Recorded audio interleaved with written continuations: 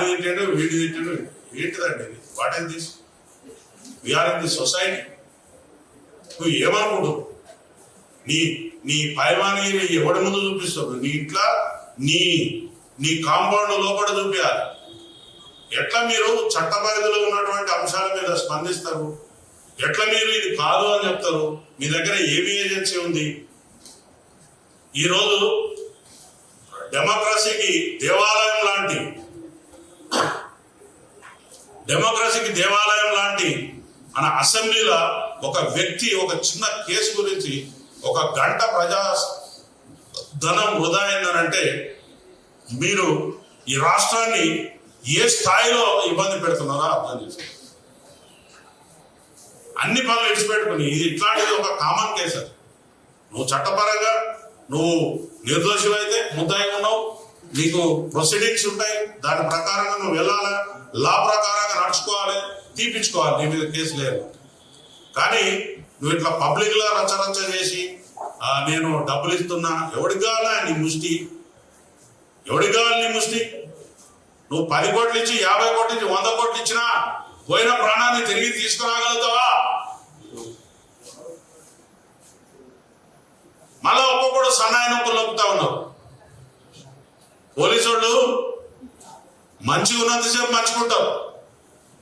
మాకు కానీ కష్టం కలిగి మమ్మల్ని కానీ తీవ్రమైనటువంటి మీ పదజాలంతో ఇబ్బంది పెట్టారంటే మాత్రం ఎక్కడెక్కడ ఏమేమి కట్ చేయాలని అన్ని కట్ చేస్తాం. Be careful my dear friends. మీరు చట్టాన్ని ఉల్లంఘించడానికి ప్రయత్నం చేస్తేనే మీరు ముద్దాయిలు అయిపోయారు. దానికి చట్టపరమైనటువంటి శిక్షలకు మీరు అర్హులవుతారు. కాబట్టి నేను ఇంకొక విషయం కూడా చెప్తాను. మీరు ఇంటి నుంచి బయటకు వెళ్ళేటప్పుడు, బయట నుంచి ఇంటికి వచ్చేటప్పుడు ఒక రకరకాల కాన్మాయలు దర్పం ప్రదర్శిస్తూ ఉంటారు. ఆ దర్పం కూడా అవసరం లేదు. సైలెంట్ పోయి ఎవరు చాలా మంది ఉన్నారు. చిన్నప్పుడు మీరు ఏం సినిమాలు తీస్తున్నారండి? సమాజానికి ఉపయోగపడే సినిమాలు తీస్తున్నారా? భారతదేశ కీర్తి ప్రతిష్టలు ఇన్మడింపజేసే సినిమాలు తీస్తున్నారా? రైతు కుటుంబం సినిమా తీస్తున్నారా? లేకపోతే ఏమన్నా నర్తనశాల సినిమా తీస్తున్నారా? లేకపోతే మన సందేశాత్మకమైన సినిమాలు తీస్తున్నారా? సాగర సంగమం లాంటి ఏమన్నా? మీరు ఏం సినిమాలు తీస్తున్నారు? దొంగతనం ఎట్లా చేయాలి, లంగతనం ఎట్లా చేయాలి, ఎట్లా మారిపోవాలి? కనీసం మహిళలు అంటే మీకు గౌరవం కూడా లేదు.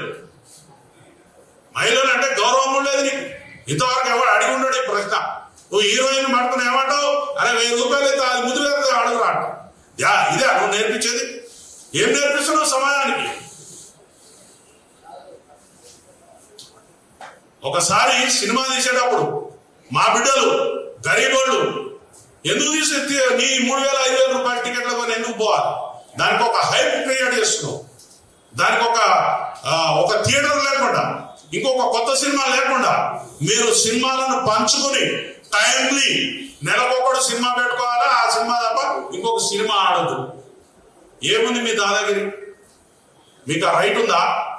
ఒక ఉపాయం ప్రకారం నీ సినిమా తప్ప ఇంకొక సినిమా లేకుండా చేసి ప్రజలను ఆ సినిమానే ఖచ్చితంగా చూసేలా మీరు మలుపుతా ఉన్నారు. ఒక కెనాల్ వాటర్ పోతుంటే ఏ పంట పొలంలోకి మలపాలనో రైతుకు తెలిసిన లాగా మీరు దీన్ని పండించుకుంటున్నారు. సినిమా టాకీస్ లా రేట్లు 100 రూపాయలు, 50 రూపాయలు, 20 రూపాయలు. ఆ రేట్లు 100 పక్క 4 సున్నాలు, 25 పక్క 2 సున్నాలు. ఏంటిదండి? What is this?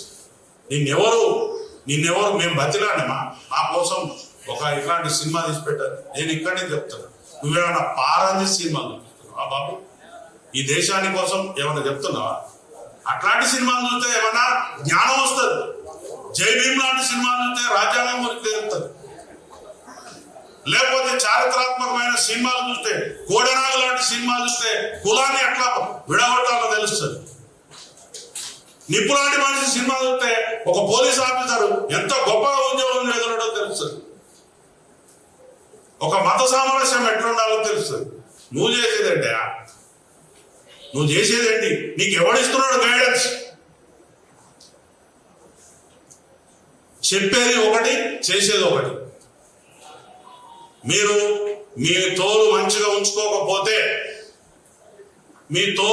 ఉంచుకోకపోతే తోలు పలగొడతాం. అసలైన తొలి వెలుగు. ఫాలో వాట్సాప్ @తొలి వెలుగు official.